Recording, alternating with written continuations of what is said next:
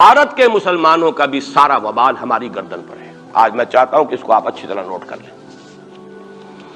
بھارت کے مسلمانوں نے، جسے آپ فرض کفایہ کہتے ہیں، نماز جنازہ فرض کفایہ، چند لوگوں نے بھی کسی مسلمان کی نماز پڑھ لی تو سب کی طرف سے ادا ہوگی، کسی نے بھی نہیں پڑھی تو سب مجرم ہو جائیں گے، بستی کے سب لوگ مجرم ہوں۔ بھارت کے مسلمانوں نے فرض کفایہ ادا کیا جب پاکستان بنوا دیا آپ کو، اور اس کی قیمت آج بھی وہ دے رہے ہیں۔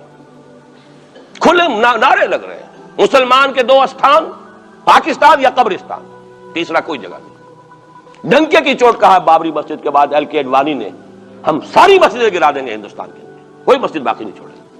ڈنکے کی چوٹ اعلانیہ، یہ سب کچھ ہو رہا، اور یہ نعرے تو نہ معلوم کب سے لگ رہے ہیں، اور نہ معلوم کب سے میں یہاں ان مسجدوں کے اندر بھی اور اپنی تقریروں میں وارن کرتا رہا ہوں کہ کیا وہاں ہو رہا ہے، لیکن ہمارے تو کان پر جوں نہیں ریگتی۔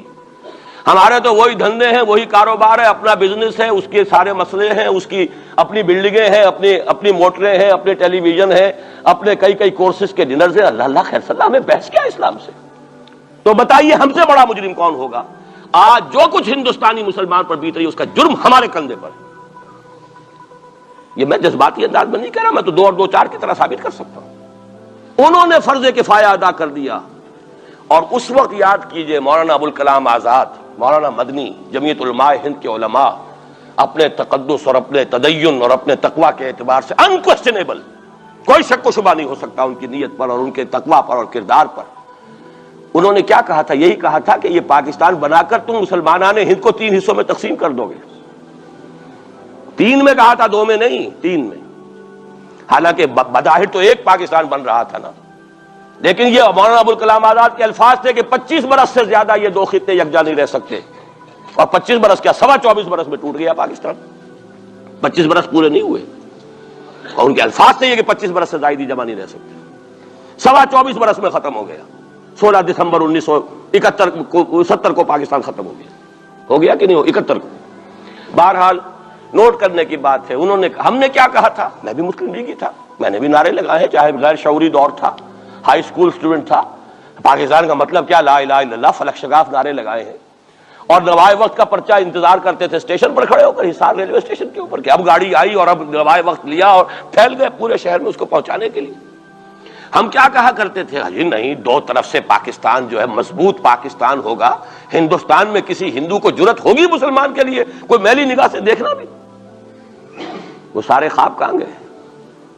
وہ تو حرم ہوئے، وہ دو طرف کا جفا تھا وہ تو ختم ہوا، اس لیے کہ وہ زنبور تو اب رہا ہی نہیں، وہ تو کھل گئی، نوٹ ہی ختم ہوئی وہ مشرقی پاکستان۔ اور حال یہ ہے کہ آپ کی وزیر اعظم بنگلہ دیش نے یہ بھی پسند نہیں کیا کہ بابری مسجد پر جو بیان تھا وہ نواز شریف صاحب کے ساتھ مشترک بیان دے دیں۔ یہ اشتراک بھی دنیا کے سامنے نہ آ جائے کہ مشرقی پاکستان سابقہ اور اس وقت بنگلہ دیش کی وزیر اعظم، اور مغربی پاکستان جو اب وٹ ریمینز آف پاکستان کے تحت صرف پاکستان ہے، اس کے وزرائے اعظم نے مشترکہ بیان دے دیا۔ یہ بھی نہیں آنا چاہیے، یہ حال ہے ہمارا۔ حالانکہ بات اپنی جگہ پر کوئی ایسی نہیں تھی، کوئی سیاسی نہیں، ایک مذہبی معاملے کے اوپر اظہار رائے کرنا تھا، انہوں نے کہا نہیں، آپ کے ساتھ مشترک بیان میں نہیں دوں گی، نہیں دیا اس نے۔ تو وہ جو تھا دو طرف سے جفا، وہ تو سن 71 میں کھل گیا۔ جو ہمارا حال ہے وہ تو ہونا ہی تھا۔ یہ ملک بنا اسلام کے نام پر، اس کا استحکام ہو سکتا تھا تو صرف اسلام کی بنیاد پر ہو سکتا تھا، اسلام سے غداری کی، لہذا یہاں تو اب قومیتیں ہیں، یہاں تو اب ایتھنک اور ریجنل اور نہ معلوم کس قسم کی اور لنگوسٹک جو ہے نیشنلٹیز ہیں، نیشنلزمز ہیں، وہ جو ایک امت ایک وقت میں بن گئی تھی، ایک قوم، مسلم قوم ہندو کے مقابلے کے لیے، وہ تو ختم ہوئی۔ اور حال کیا ہو گیا ہے؟ اس سے پہلے بھی کبھی کبھی ہندو مسلم فسادات ہوتے تھے، کیا سندھ سے مسلمان نہیں پہنچ جاتا تھا وہاں ریلیف کے لیے؟ کیا پنجاب سے اور سرحد سے مسلمان نہیں جاتے تھے؟ بہار نہیں گئے تھے؟ کیا کانپور کی مسجد شہید ہوئی تھی 1915 میں تو پوری ہندوستان سے مسلمان نہیں پہنچ گئے؟ آپ کیا کر رہے ہیں؟ مندر گرا دیے، یہاں بڑی بہادری کا کام کیا، مندر گرا دیے، شرم سے ڈوب مرنے کا مقام ہے۔ یہاں بھی گویا کہ ہم اپنے عمل سے اسلام کی مخالفت کر رہے ہیں، اسلام تو اجازت نہیں دیتا۔ آپ کسی اور کے جرم کی سزا کسی اور شخص کو نہیں دے سکتے۔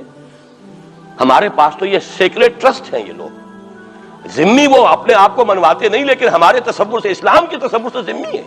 ان کی جان، مال، عزت، آبرو، ان کی عبادت گاہوں کی حفاظت کا ذمہ ہے ہمارا۔ ایک بڑی بہادری کی ہے، ذرا سوچئے تو صحیح، کیا دنیا نے سوچا ہوگا، اور نتیجہ کیا نکلا؟ اگر کسی درجے میں بھی بابری مسجد کی شہادت پر کوئی دنیا میں کوئی رائے عامہ ہو سکتی تھی کوئی ہندوستان کے خلاف، ختم ہو گئی۔ جو انہوں نے کیا 10 گنا تم نے کر لیا۔ تم نے ایک مسجد گرائی ہے، تم نے اتنے 100 کہتے ہیں، پتہ نہیں مجھے تو معلوم نہیں 100 گرائے کتنے گرائے ہیں، بہرحال جتنے مندر تھے تم نے گرا دیے۔ فرق کیا ہے؟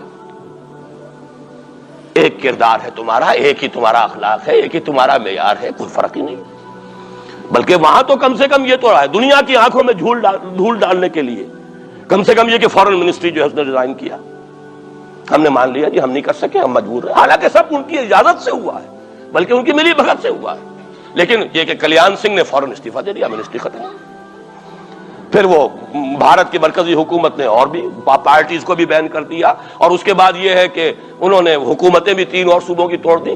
وہ تو سرخرو ہو گئے پوری دنیا کی جو رائے عامہ ہے، ہم اس کے سوا کیا کر سکتے ہیں؟ ہمارا ایک دستور ہے، دستور میں جو بھی صوبائی حکومت ہوتی ہے اس کی اجازت کے بغیر ہم فوج بھیج نہیں سکتے۔ وہاں پہ صوبائی حکومت تھی، اس نے ہمیں یقین دہانی کرائی تھی، سپریم کورٹ کو بھی یقین دہانی کرا دی تھی کہ مسجد کو کچھ نہیں ہوگا، تو ہم تو اس کے اوپر ڈیپینڈ کر رہے تھے۔ ہے سب جھوٹ، سب کو پتا تھا جو کچھ ہوگا، اندر خانے ملی بھگت تھی، لیکن یہ ہے کہ کم سے کم انہوں نے فیس سیونگ کے لیے ان کے پاس مواد موجود ہے، آپ کے پاس تو وہ بھی نہیں۔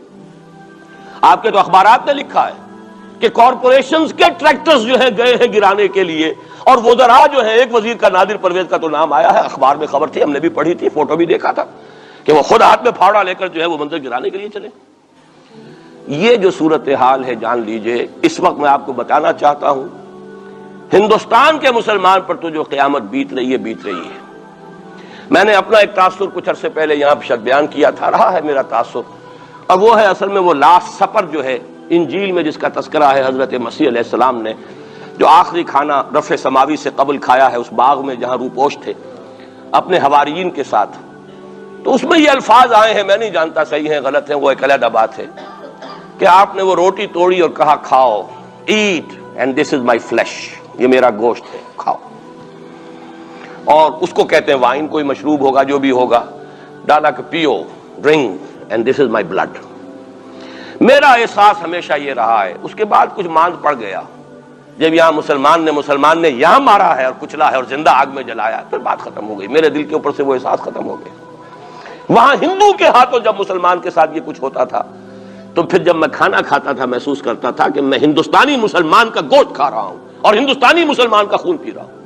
یہ ہمیں عیش جو یہاں حاصل ہیں، جو آرام حاصل ہے، جو ہمیں یہاں پر سہولتیں حاصل ہیں، جو معاشی اس کی کاسٹ پر ہے، اس نے آپ کو یہ ملک لے کر دیا اور آج تک اس کی قیمت ادا کر رہا ہے، اور ہم جو ہے عیش کر رہے ہیں، گل چھرے اڑا رہے ہیں۔ یہاں جس کے پاس 2 پیسے ہو گئے برقع اتار کے اس نے پھینک دیا، یہ معلوم ہوتا ہے کہ یہ تو مفلسی کو چھپانے کا ذریعہ تھا۔ 4 پیسے ہوں، اچھے کپڑے پہنے ہوئے ہوں، میک اپ صحیح کیا ہوا ہو، تو پھر برقعے کی کیا ضرورت ہے؟ اور میں نے شاید سنا ہے آپ کو، مجھ سے تو چند لڑکیوں نے یہ الفاظ کہے باقاعدہ۔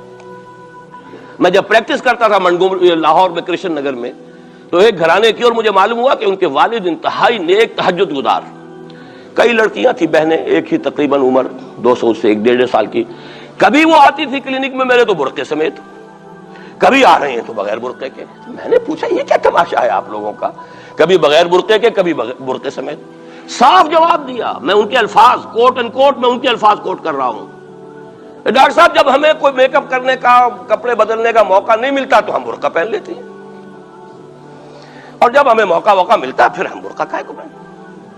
تو گویا کہ اس کو چھپانے کا ذریعہ برقع ہے کہ کپڑے میلے ہیں، میک اپ نہیں کیا تو لہذا برقع پہن لیا۔ یہ ہے حال پاکستان میں اسلام کا جو ہم نے بنایا ہے۔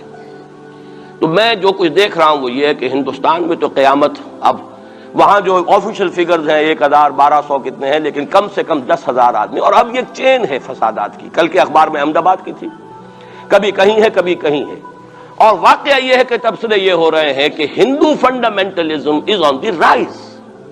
یہ جو کچھ ہوا ہے، جتنا بھی اس کے اندر ان کو گرایا گیا ہے، ان کی حکومتیں گرائی گئی ہیں، اس سے انہیں تقویت حاصل ہو رہی ہے، they are getting stronger and stronger.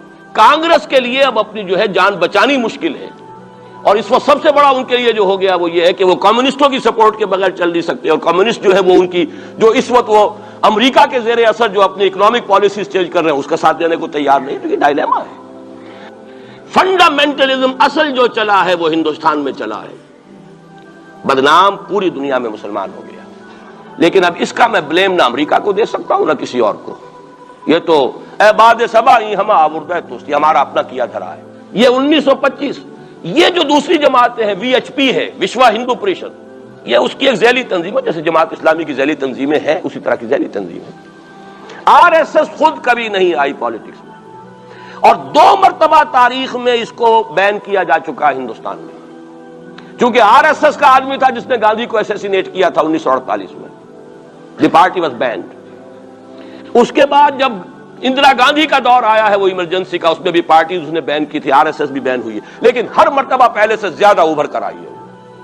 اور آج یہ سب کے سب وی ایچ پی والے، بی جے پی والے، یہ سب در حقیقت آر ایس ایس کے آدمی، کہ اس وقت ہندوستان میں مسلمانوں کی حالت بہت مخدوش ہے.